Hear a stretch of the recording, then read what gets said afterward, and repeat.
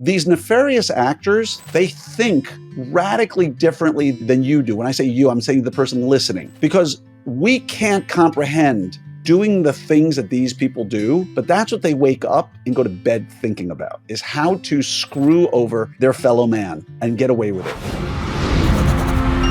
Hello there, everybody, and welcome to the Orthopreneurs podcast. Today, we have a unique guest. I want you all to welcome John John, I'm sitting here asking John earlier, how do I pronounce his name properly? I can say his name perfectly 1,000 times. And now, because we talked about it, I was going to say it wrong, but it is John Sileo. So welcome, John.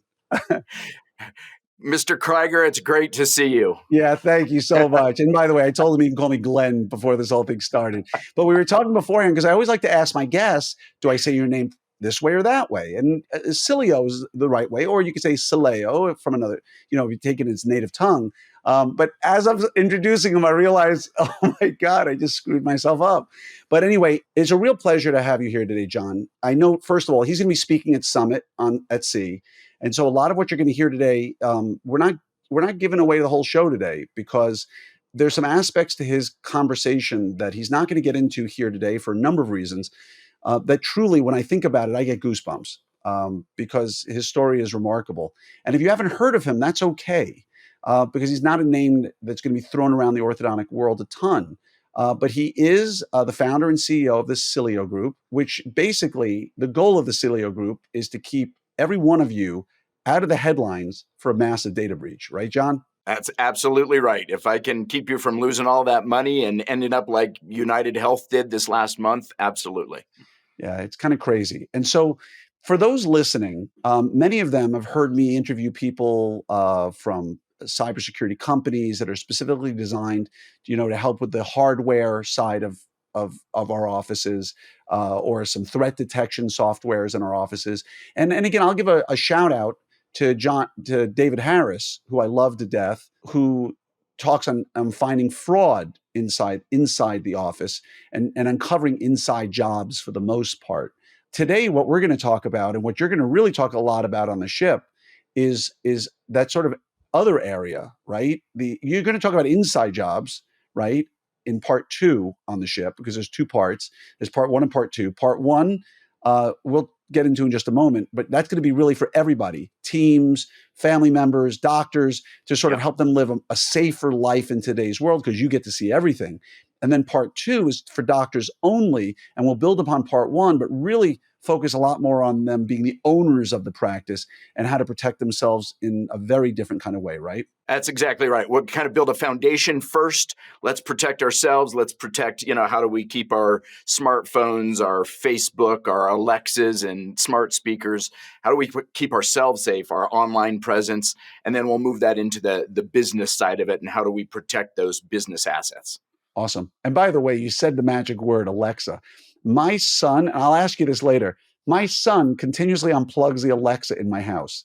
Every time I come home from work, I look at the Alexa, it's unplugged. I'm like, Alexa, play music. Alexa doesn't do anything. Why? She's unplugged. Why? Because the NSA is listening to us and they hear everything we're talking about, and they're going to break down our door and take our dog. So I'm going to ask you, if you don't mind, later on, a little bit about some of the everyday technology we're using and whether we should be concerned or not. But let's start here.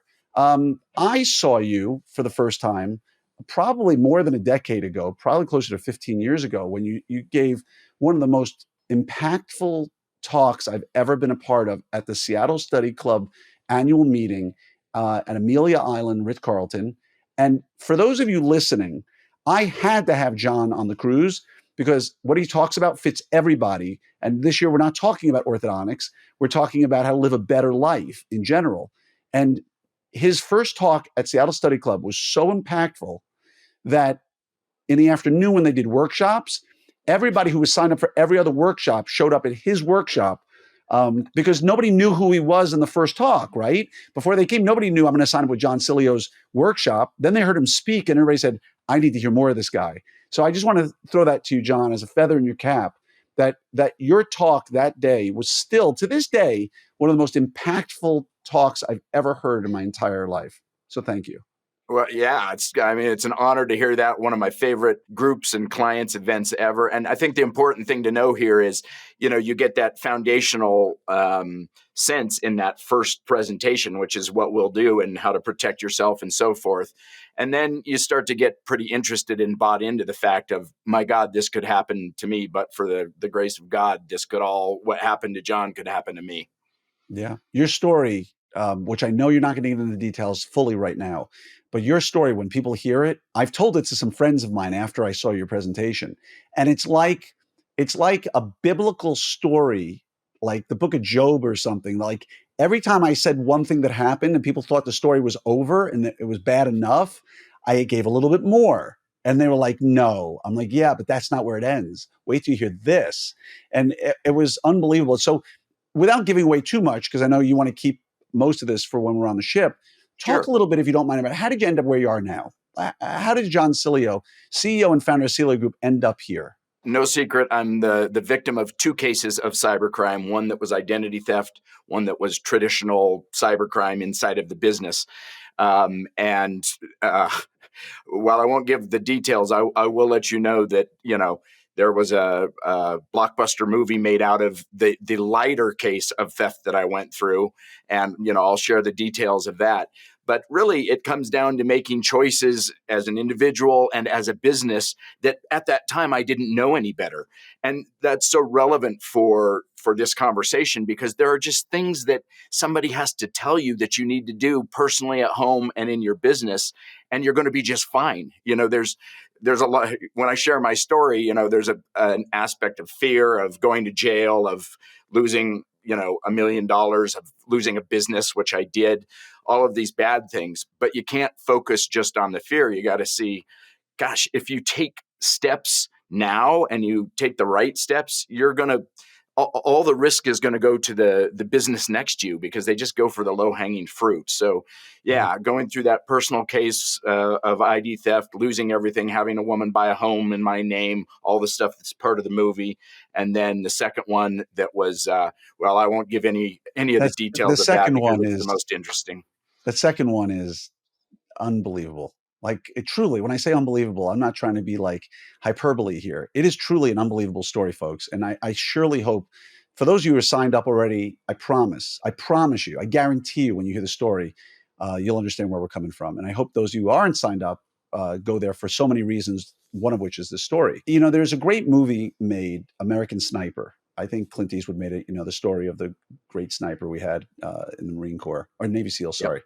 And there's a very poignant scene in there, which has really guided me a lot in my life, where he sits down at the table after the kids have a fight at school, and he says, the father of the Chris Kyle, he takes off his belt and he says, in this world, there are people who believe that everything's just going to work out okay, that life is all right, and don't worry about it, things will be all right, and we call these people sheep, right? And Mhm. then there are others who prey on the sheep, and we call them wolves. And then there are those who protect the sheep from the wolf, and that's the sheepdog, and that's who we are in this family. And I see you as the sheepdog. You're protecting the sheep from the wolf. And I say that because I'm willing to wager the overwhelming majority of the people who are listening right now are sheep. They may be sheep on purpose, they may be sheep by accident.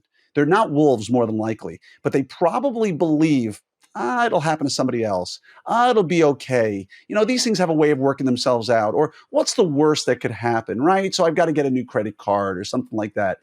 Do you see that attitude as being pervasive in society right now? That, what, there's enough protections out there. I'll be fine. Glenn, I got to tell you that 18 years into speaking on this topic now, that is still the number one challenge, is I people know. thinking that somehow, well, this happened to John, or this happened, I see it in the news, it happened to a friend, it's not going to happen to me. And that denialism, that thinking that somehow if it's going to happen, it's going to be about the credit card, which is like your lowest of risks, right? Right. No, it's having money ACH'd out of your business account to $900,000 like we did, or it's the reputation of ending up on the front page of your local paper or in a, God forbid, a news story. Thinking that it won't happen is like thinking I'm going to eat bacon and ice cream and not going to have the heart attack eventually. You've got to be way more proactive. And the good news is, if you do these little things, you take some of the steps. I mean, at the end of the presentation, I'm going to give kind of 7 known vulnerabilities and a framework of 6 steps in that first presentation. If you do those things, you're going to be at such a lower risk. You're going to be in that bottom 1% of businesses that will get hit, of people that will get hit. But you've got to first admit, and that's why I share my personal story. Oh my God, if this happens to me, it could take everything from me. Yeah. And I'm not going to give away any secrets here, John, I promise. Because again, your talk was so impactful. But there's a little exercise you did that made everybody in the room feel really vulnerable, myself included. Again, getting goosebumps thinking about it because, imagine if somebody went on stage and said to everybody in the room, hey, last night, you guys may not know this, but I walked through your hotel room while you were asleep. And by the way, I took every one of your wallets out of the room for 10 seconds and put them back in. And you woke up this morning and you had no idea. Like, imagine people, if that had occurred. Well, he's going to, hopefully, we'll see if we can pull it off. Something very, very similar to that. But don't worry, you don't have to lock your cabins. It'll be all right. But I'm saying you made it real. Like, Oh and yeah. the hard part is these nefarious actors, these bad actors. I've learned it from David Harris. I've learned it from the folks at Black Talon, who are the other agency that we've had talk before. These nefarious actors, they think radically differently than you do. When I say you, I'm saying the person listening, because we can't comprehend doing the things that these people do, but that's what they wake up and go to bed thinking about, is how to screw over their fellow man and get away with it. And again, it's remarkable to me the way you brought it home to real life last time. And so I'm seeing if we can arrange it and figure out a way to make that happen at this one too, because it'll freak people Well, out. don't you worry. Whether we arrange the one you and I were talking about, I got another one up my sleeve that everybody will think we're just having fun, and they'll be amazed at the information that we're able to get. And that's even telling you all that we're going to get I that know. information. So It's great. the We're going to people get not you. listening to this, they're in trouble. We're going to get you. And you know about it, and he's still going to get you. Coolest thing I ever saw, by the way, was at the Southern Association of Orthodontists meeting. I saw a guy, this is not your area, but it's along the same lines, where a guy at the SAO meeting in, I think it was 2015 is going to be my guess, maybe 16. He hacked a computer through a modem and through a server from the same room, right? He set up a computer and he hacked it, and he showed you, by the way, my first guess is to find out what kind of modem they have. And he showed you how he found out what kind of modem or router. And then, okay, this router comes from the factory with these default settings. So let me show you how I'm going to go through that. And like the simplest things that we never think about, he hacked into live time, hacked into a computer at the same time. And so out there, everybody is thinking, oh, I'm protected. I'm protected. You're not. And again, as John is saying, studies would say that if you have a dog in your house, even if he's 20 pounds and he barks, a bad actor, unless they're coming after you specifically, which is very, very rare, they're going to hear the dog and say, I don't need to deal with this. I'm going to the next house. And the dog isn't a big problem. It just happens to protect you. And I think a lot of the things you're talking about are going to be along the same way, right? Like, you don't need to invest $100,000 or sign some 5-year contract to solve your problem. Absolutely not. I mean, that's exactly what you don't need to do. You need to, and we're going to go through a framework that lets you evaluate these type of questions. But you need to protect the right things, not everything. You have to evaluate exactly what you have at stake. In your office's PII, personally identifying personal health information for those who are orthodontists. You've got to evaluate what to protect and then prioritize how you protect it, because there's no way to spend this away. You have to be very strategic about it. And we're going to talk about exactly those type of things that you lock down that just make it, I love your image of, the house and protecting it. Of course, we've got the locks on it, but man, you put that alarm sign in the front yard, it really changes the mindset of the person attacking you, and they're probably going to go next door. And the same is totally true for cybercrime. So when you lose a lot of things, right, there's two components, right? There's the losing of whatever the physical or or not tangible asset, right? The personal health information or whatever it is. And then there's the personal impact on you, right? And so I know your story, but I'm not sure I know so much the impact it had on your life. You mind sharing that a little bit?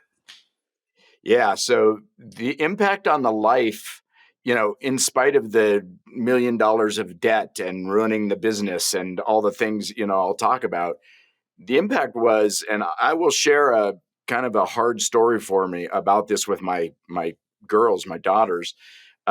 It took a significant piece of my life away of being a dad. There were 2 years there where I was facing criminal trials, and the business was going under, and I was trying to figure out how to make things work. And we were a young family and had just bought a house. And so I don't think I can emphasize enough, both here and on the ship, that the what you see on the outside as the impact, the data you lose, the the fees, the fines, the legal aspect, the retribution for employees, that type of thing. While that's bad, it's nothing compared to the personal impact that this has on you. And frankly, a great example of this is everybody's just learning that United Healthcare in this latest breach paid a $22 million blackmail, right? What they don't see is that they have already admitted to $847 million of losses. They're estimating $1.6 billion by the end of the year. And that means jobs. That means executives getting fired. That means all of these ancillary things to these families that you don't think about until it hits your heart. And that's really something that I want to share, is how far the impact goes beyond the financial and the technological. What's really crazy is, and I don't want to get into it now, but you said it, you were facing criminal charges. We won't get into Yeah. it, but you were facing criminal charges when you did nothing wrong. That people think about this, right? He said credit card is the least of your problems, right?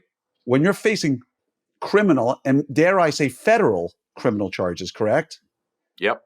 When you're facing federal criminal charges because someone else, that's unbelievable. I said it before, the story is incredible. But you did say something I want to follow up on a little bit, which is Yeah. United Healthcare, right? Massive, massive sums of money, massive breach. But we hear these stories all the time on the news, right? Another data breach, GM or whoever it might be had data breaches.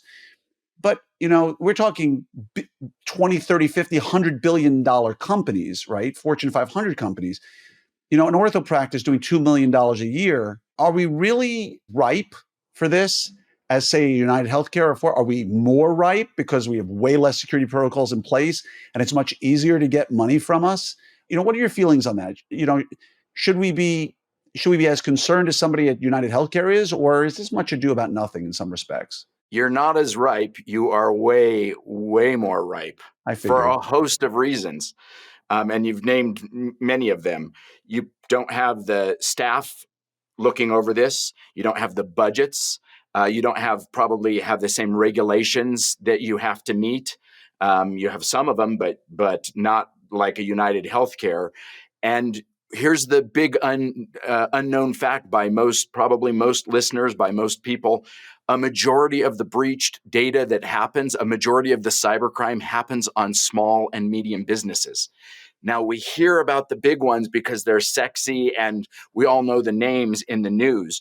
But when you're like me and I read through the roles of who has been attacked and what data has been lost, I'd say 70% of it comes from small and medium, not from the big businesses, which is mind blowing. And then Interesting. there's a statistic out there, and I'm not totally certain that I trust it all the way, but it says that 60% of small businesses that are hit by cybercrime go out of business within 6 months. Wow. Even if it's half of that, we're talking go out of business like my Right. business did. It is so impactful to a small business who can't absorb, in United's case, $1 billion. Well, let's say it was $1 million of damage, of legal fees, of redoing servers, of compliance that you have to do. If it's $1 million for one of your orthodontist practices, it will put it under. It's unbelievable. And, the crazy part to me, and having spoken to John Harris, David Harris, and speaking to Black Talon, what's really interesting to me is that, you know, the ransomware happens and they say, pay us X amount of dollars in Bitcoin by such and such a date, or you won't see your data again. And the question, anybody who hasn't had a lot of experience with this, and thankfully I've had a lot of exposure now having these conversations and reading the books, they say, well, what makes you think if you give them the money that they're going to do what you want? Right. And some people have told me, and maybe you can validate, is that their reputation as thieves matters, because if they don't do what they say when you pay them, then nobody will ever pay. Have you seen or do you see that when you pay them, you get your data back, you get access to your computers, and then they just do it again to you down the road? 50% of the time when you pay, you get usable data back. They may send you data, but it's highly corrupted, so it doesn't matter. And paying does encourage them to do more of it because, right, they're getting the biscuit, they're getting the cookie at Right. the end of it.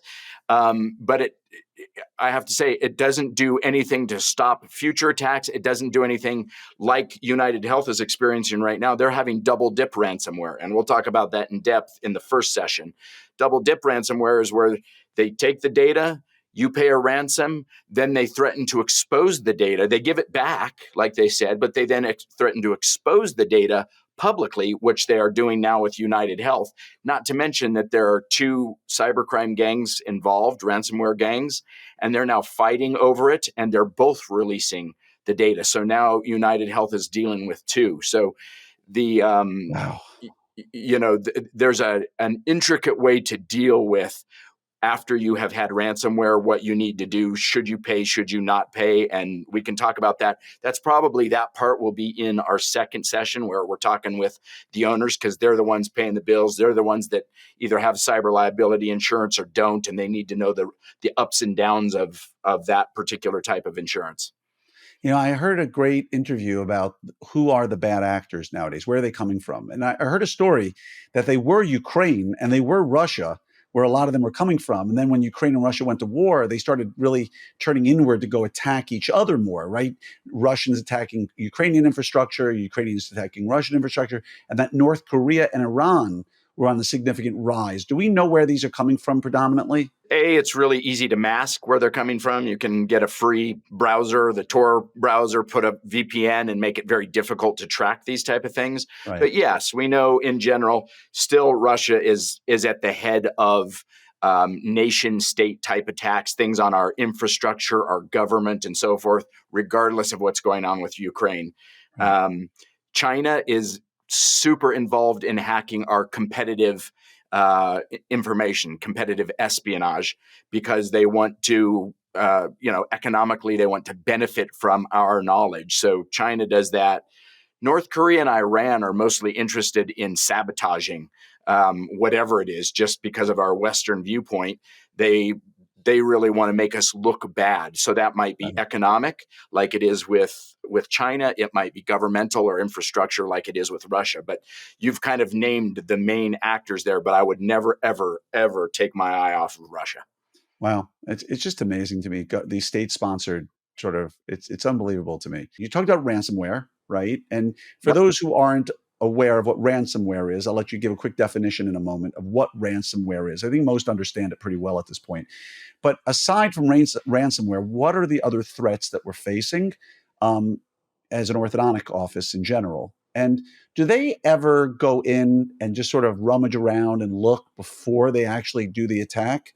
I mean, there was the old saying that, from internal threats, right? From people within your office, there are two kinds of dentists or orthodontists in this world. There are those who've discovered that they've been stolen from, and those who are yet to have discovered that they have been stolen from. Because people are stealing all the time in small ways, big ways, whatever it may be.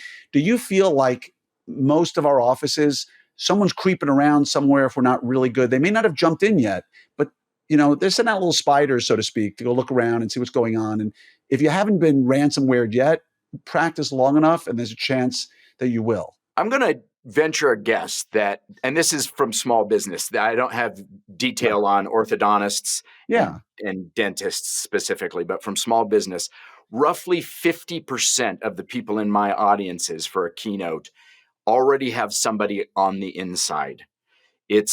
They've gotten inside with something as simple as phishing, right? Which you've heard about, we'll Right. talk about. Inside, when you refer to inside, just so we're speaking the same language, are you referring to an employee on the inside who's stealing from them, or they're already inside their firewall and rummaging around through the computer system? I'm referring in this specific case, and we need to talk about the people side, the insider theft as well. But in this case, they're inside of the systems. Got it. So they sit there and they hack in, usually through social engineering, through the humans. They get into the systems or through whaling or business email compromise, all terms that we'll go over. And then they sit in there like a time bomb because they want to know if they've been discovered before they start moving laterally through the system, called That was my island question. hopping. And that's how they move. They rarely attack and start to take data right away. They want to see how you work. Are you detecting them or not? And they spread before they do that. So again, guessing roughly 50% of the people in this audience already have some form of malware, hacker, ransomware inside the system, just waiting to deploy. But they're going to do it at the time that's best for them when they know it's not going to be detected. And again, those are all things, we call them known vulnerabilities, because you haven't upgraded your system properly, because you think that a firewall does something these days, because you think your antivirus is good, which no more is it good. I was going to Uh, ask you about that. yeah, those are all things that we can solve, but you have to ask the right questions, especially among this group. The doctors, the orthodontists, the dentists, they need to go ask their tech people, specifically security people, 7 or 8 really pointed questions. Are we doing this so that we're ready for ransomware, ready for business email compromise, and so forth? Nice. Yeah, it's truly incredible to me, the vulnerabilities we have. And I've known people personally who've been attacked and who've lost their practices. They didn't have to shut down. But the next question I'll ask you happens to do with the cloud, right? Because nowadays, a lot of us, it used to be we had a phone line or a modem and it went into our server, which was in our office, buried in the closet. And, that was everything. And Sure. now we went to the cloud. So, of course, we're way better protected, right, John? And we'll get there in just a second. But imagine you come into your practice and ransomware, and I'm telling everybody listening, I personally know more than one dentist or orthodontist who's been vulnerable to this, where they walk in and they turn on the computers and there is a warning sign. If you want your data, please contact the following, not call the following number or go to this email or whatever it might be. And now they have no idea who's coming in that day. They have no idea in the chart what's going on. As orthodontists in particular, where we see anywhere from 40 to 140 patients per day, right? Imagine running your office, folks, for even just one day where you have no idea who's coming in. You have no idea what time they're supposed to be there. You have no idea anything about them other than what's in their mouth at that moment. Any notes you've taken are not there. And moreover, you have to look them in the eye. This to me is the hard part. You have to look them in the eye and know that their data may very well be on the dark web at that point, right? Their social security numbers, their information may very well have already been shared with a third party actor who's now going to ID theft, all the stuff that we talked about multiplied by 500 patients or 1,000 patients or 2,000 patients or how many you have in your database. To me, that's the harder part to me is I can run a day 2, 3, 5 using paper charts and apologizing to people. But to look them in the eye and say, your data is no longer secure, you may very well now have to go change your credit cards, call your banks, deal everything. To me, that is the stay up at night moment of this whole equation. So number one, I just want to throw that out there if you want to comment on it. Number two, talk to me about the cloud and whether or not being on the cloud and just having workstations at your office actually protects you in any significant way. So to answer the first part, I don't think there was anything more difficult for me than watching not only a business worth of customers walk out the door when this all came out, but friends and family members who weren't far, because in this case, it looked like I was guilty of all of this. So yeah, I have to say that looking those patients, those clients in the eye and letting them know what you've done or what you've allowed to happen, Yeah. awful. The cloud, we've taken, what used to be in our office on a server that could be hacked, but it was less attractive because it was one server. And we've put it with hundreds and thousands of other servers by putting it to the cloud. It doesn't necessarily mean it's less secure. In fact, most clouds, and it's a cloud by cloud decision, but most clouds have a full-time security staff that is watching what happens. They're upgrading the software when it's out of date. They're patching it. They're looking for logins. Here's the issue. It's a human decision often on the orthodontist, office manager, IT manager, that they don't set the cloud up properly. They give the doc and the assistant the same level of security. Not that the assistant, again, we can talk about inside job, not that they're the ones stealing, but they're the ones that maybe answer the question and let them into that account. And from that account, they get to the doctor's account or the owner's account, and boom, they move laterally. So I think it's imperative that we think about the different ways that this does happen inside of the practice. Yeah, truly amazing. I want to say thank you to you for being here today, John. I think you've covered some incredible ground. Folks, if you're scared out there, great. I'm not saying you should go run for the hills. I'm not saying you should say your practice is over and done with, but I can simply say, when I was a little kid, and I grew up in New York, John, okay, and I would get on the train and I'd go to Manhattan. When I was a little kid, it was a different time. I'd be 8, 9, 10 years old, and I'd get on a train with some friends, and we go into the city, maybe 10, 11. And we'd just have a great time. And my mother would always put me on the train and warn me about all the things that could happen. And she was worried for me, but I always came home and it was fine because I was doing the things she told me to do. And this is the same thing, folks. You may feel safe. You may feel secure. It may never happen to you, but that doesn't excuse you from being diligent when you look around. And again, just like, get a barking dog sound when your doorbell rings, it's just enough to get somebody to go to the next place. Same thing here is there's some very simple ways you can protect yourself. And John is going to go through this at the summit. And I'm telling you now, people, if you're not signed up for Summit, go to opsummit2024.com. That's opsummit2024.com. If you like the idea of learning how to live a safer life, a more profitable life, a lower stress life, that's what every presentation at Summit this year is about. You will not learn how to do better orthodontics. You will not learn how to bend wires any better. But what you will learn are tools and tips to allow you to get off the boat and live a better life, making more money with less stress from not just John, but from a lot of other people. And when you hear John's story and what he went through, I'm telling you now, that alone to me is worth the price of admission to this meeting. And so, John, I can't wait to see you speak again at Summit. I want to say thank you from the bottom of my heart for being here today. And if people want to get a hold of you and they say, you know what, I am concerned, I do want to learn more. Do you do consultations with people where they say, look, I don't know, maybe I am vulnerable. I've got a guy or I got a company that's protecting me right now. I don't know how good a job they're doing. Do you ever do audits or allow people to sort of get an idea of whether or not they're in a good place? Glenn, I do not. And I've done that in the past, but mixing the consulting and the speaking, there's this sense that what I'm saying is to get you to hire me to do that type of work. So instead of doing that, all I do is present. I do come in and do trainings at organizations, for individual orthodontics practices and so forth. But I don't do the consulting side. I will refer people. I will let them know how to find them. But I want to be totally independent and say, listen, here's what you need to know about these people who are coming into your office as an IT team, and not try and sell them on, my Right. particular offering. To answer your question, where can they find me? Sileo.com. It's my last name. I think it's, there's how you spell it. Sileo. Sileo.com. Yeah. But people can hire you to come into their office and train, correct? Absolutely. You bet. Yeah. So again, I've got no financial involvement with this company. Just thrilled to have them on the cruise. And again, go to opsummit2024.com to sign up. John, can't thank you enough, but I look forward to seeing you in the not too distant future and learning even more. Because again, you are such a wealth of information, not just on how to prevent ransomware, but how to just be safer in general. And I will learn based on the title of your presentation, how to live like a spy. I love that title.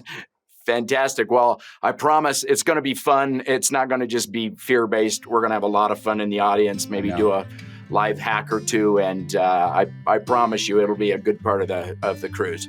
I'm looking forward to it. So wishing you a great day and can't wait to see you at Summit.